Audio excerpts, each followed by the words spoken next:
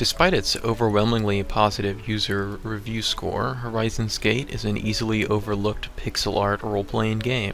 I, much like many others, glanced at its store page, scrolled through its screenshots, and regarded them mostly with a shrug. However, upon purchasing, I was almost immediately blown away. Suddenly, what I had expected as a middling computer game quickly rose to the ranks as one of my most favorite games to date. After taking a 50-hour sabbatical into the world of Eral, finishing multiple playthroughs and achieving 100% completion of the Steam achievements, I have arrived at one conclusion. That I have to tell the world why I absolutely agree with its overwhelmingly positive review rating. Before we get too far into this, I'll take a moment to let you know I'm Scurvy Banana and I'm a big fan of games with pirates in them. So much so, in fact, that I made this YouTube channel just to have an excuse to talk about them. If you feel inclined to view more swashbuckling video game media, feel free to support me with a like, comment, or subscribe. Thanks. Just a short disclaimer here, some of the later game footage I have recorded for this video contains mods. I would have uninstalled them before recording.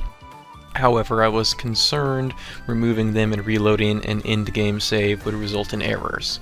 For a mod list, see the mods section near the end of the video. Also, this game is full of fantasy names. I'll probably be pronouncing them wrong. Now, bring me that horizon. Horizon's Gate is a solo-developed open-world tactical RPG with some heavy immersive simulation elements. It was created by Rad Codex and released March 9th of 2020. It self-describes itself as having an open adventure to explore, trade, or privateer, with a deep yet straightforward combat system. It boasts 8 races, 36 classes, and 150 plus abilities, as well as having a unique fantasy world. As per developer Ask Me Anything on the r/JRPG subreddit, it is heavily inspired by the Super Nintendo title Uncharted Waters 2 New Horizons for its general sailing gameplay, Ultima 7 for its high interactivity, and Final Fantasy Tactics for its combat. As someone that's familiar with these titles, I can definitely see the direction of influence. To make a small note here, it was also developed using the same engine, mechanics, and setting as Rad Codex previous games, Voidspire Tactics and Alvora Tactics. The most recent addition to the Rad Codex lineup is the 2024 release, Kingsvein. First thing, when starting new, you'll be met with a character creation menu. Each option has its own unique stats and visuals. You'll have your choice of the typical human, but past that there is a further 7 more choices. Some of the choices include options like catfolks, faceless mask wearers, feathered snake people, or even manta ray-headed sailors. Even further, upon completing the main quest, a sort of New Game Plus mode unlocks, which adds, among other features, a further 4 races, like crabmen. Crab people, crab people. Horizon's Gate begins with a cutscene. You are caught in a storm, managing your shipmates before a mask-wearing pirate named Lagan appears. A battle commences and the pirates get away while the storm takes your ship. You then wake up on a beach for the tutorial. You make your way across the island and into a cave, regaining your teammates. It's revealed in this cave that it is a hideout for Lagan's pirate crew. You overhear him bragging about taking down your ship. This was a hired hit. Unfortunately, the person he's talking with is also your boss, and Dominio, the nation you're supposed to be allied with, has betrayed you. Most of the crew will split their separate ways as you ride off into the sunset on ships that you've stolen from the cove. From here on out, the game is completely open. While almost all characters can be mixed and matched amongst your crew, at the very least, Reeve is required. The heavily accented Hager is optional, but is recommended since he and Reeve will banter over meals. Whenever you visit a port, stopping at a cafe to indulge in a specialty food will help keep up crew morale, but also provide a scene of exposition for Reeve and Hager to converse. Their small anecdotes help with the world building.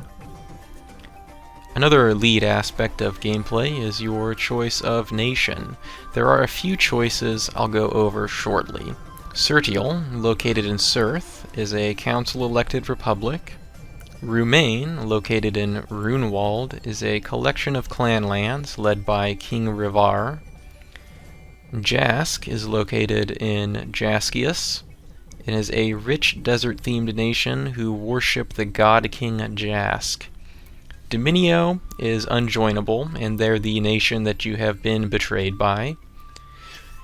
You can also alternatively play as a pirate, which are located in Ashport. They're not really a joinable nation, but it's a collection of independent pirates, and you can kind of join them. As you can gather from the previous section, the main story is a relatively small amount of gameplay. First and foremost, this is an open world experience. The world is your oyster. Besides this main quest, to return and defeat the Dominio that have ousted you, there are two forms of side quests. Faction quests is what I would call them. They're centered around your chosen nation of either Sertial, Jask, or Rumain. After reaching certain favor levels, the speaker of your nation will give you quests.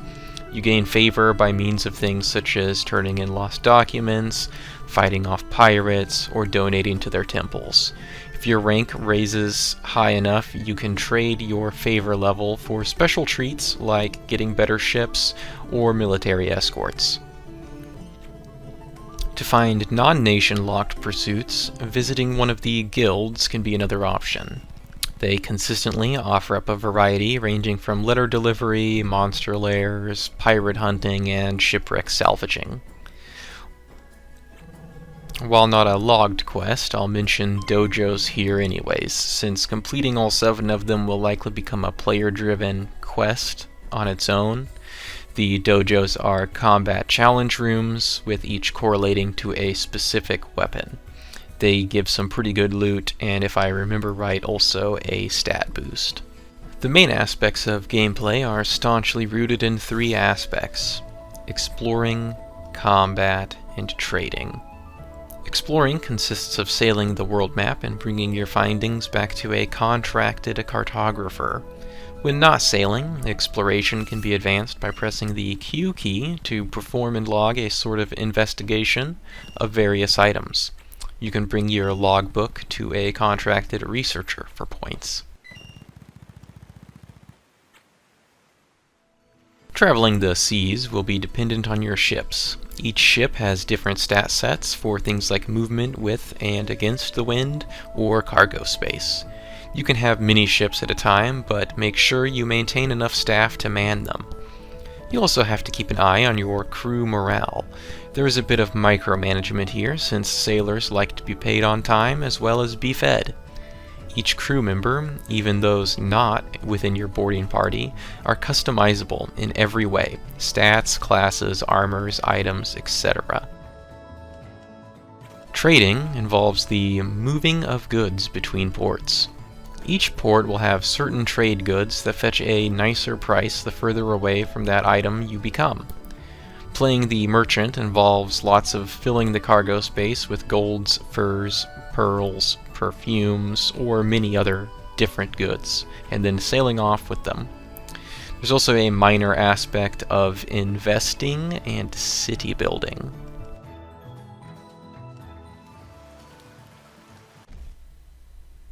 Investing in ports will turn their allegiance to whichever nation you've endorsed, while also bringing up potential profits or speeds of production of goods. There are a few ports that are essentially empty and can be bought outright. Once you do this, upon your payment, you can grow the ports and provide layout of buildings. And also, upon your purchase, the bought ports will begin producing a monetary payment to your character. I wasn't exactly sure where to put this section, but I guess it'll be a lead-in to the land combat. This game has some interesting elements I described as immersive simulation. While lacking things like a standard crafting menu, you're still able to mix up certain recipes within the inventory system. An example here is combining an oil bottle with a rag to produce a firebomb.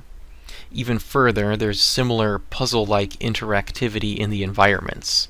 such as a certain mold blockage seeming to be an impervious wall until you've thrown your produced firebomb at it, to reveal it is weak to fire and destroyable. Another small example off the top of my head is a certain wooden bridge that was missing its planks.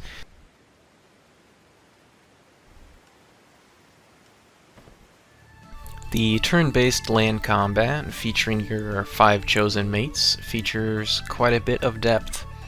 Each weapon type functions uniquely. Certain weapons have different ranges and bonuses on the grid. To further the depth, the game features an impressive 37 classes, of which each character will pick 2.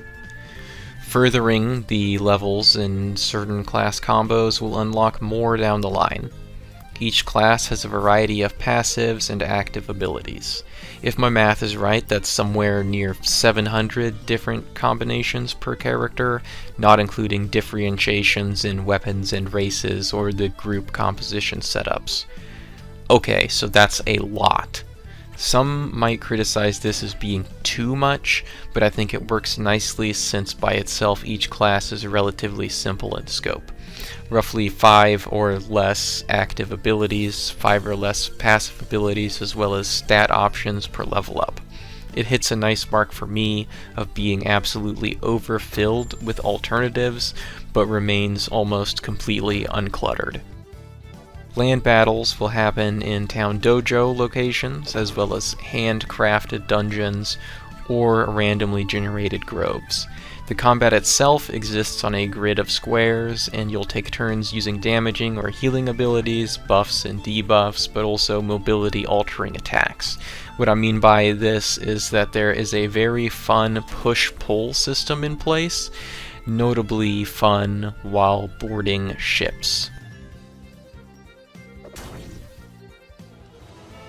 Ship combat similarly functions on a grid, but instead of class-based warfare, it's all about the cannons.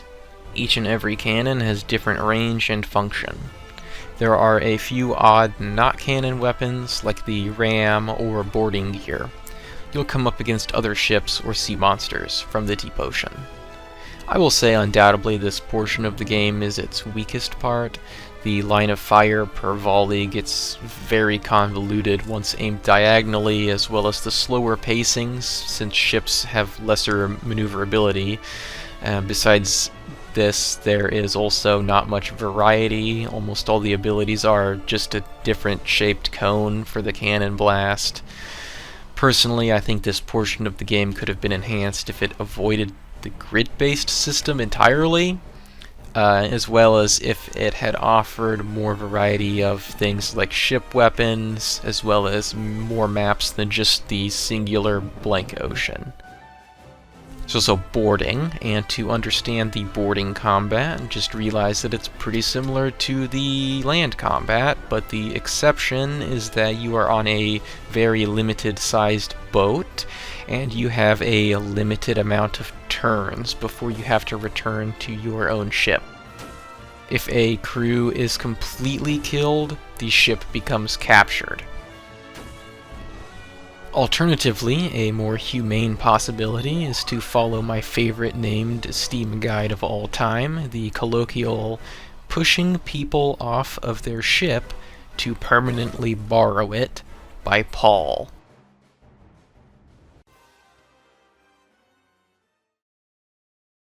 If you find the gameplay experience lacking in any way at this point in time, you can check out the Steam Workshop, as it currently is hosting upwards of 200 modifications. I personally recommend, and what is seen being used in the later gameplay footage I've recorded, is the Prominence mod pack. It's a very large amount of quality content that feels like it fits right in with the vanilla game experience. As of the recording of this video, it holds 28 mods that produce a variety of content available at any gameplay level, be it early game to post game. A link to this mod pack will be in the description below. If you liked Horizon's Gate and want to check out Rad Codex similar tactical role-playing games set in the same fantasy universe, take a look at Voidspire or Alvora Tactics or Azalea, or the newest game, King's Vein.